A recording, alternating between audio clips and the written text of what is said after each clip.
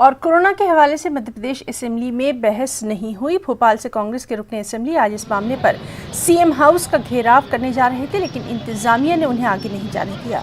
Corona को देखते हुए आरिफ मसूद ने असेंबली के घेराव का मंसूबा रद्द किया। वहीं उन्होंने हुकूमत पर मध्य प्रदेश में कोरोना मरीजों की बढ़ती तादाद और अस्पतालों में तिब्बी सहूलियात के फुकदान के बावजूद गफलत का इल्जाम लगाया। हम चाहते थे विधानसभा में चर्चा हो, विधानसभा में चर्चा नहीं हुई। हम चाहते थे कि कोरोना पीड़ितों का इलाज क्यों नहीं मिलता, वो इलाज होना चाहिए। अस्पतालों में यह हाल है, पेशेंट को नहीं देख रहा, हार्ट पेशेंट को नहीं देख रहा, जितने पेशेंट हैं उनको नहीं देखा जा रहा।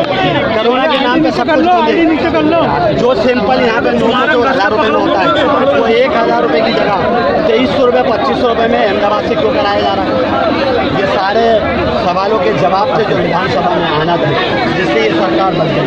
अब आज हम ये बात लेकर के आए, मुख्यमंत्री जी मेहरबानी करके मध्य प्रदेश के कोरोना पीड़ितों का इंसाफ हो, इलाज कराओ। जो केंद्र की गाइडलाइन है, हर अस्पताल उनका इलाज करे। तमाम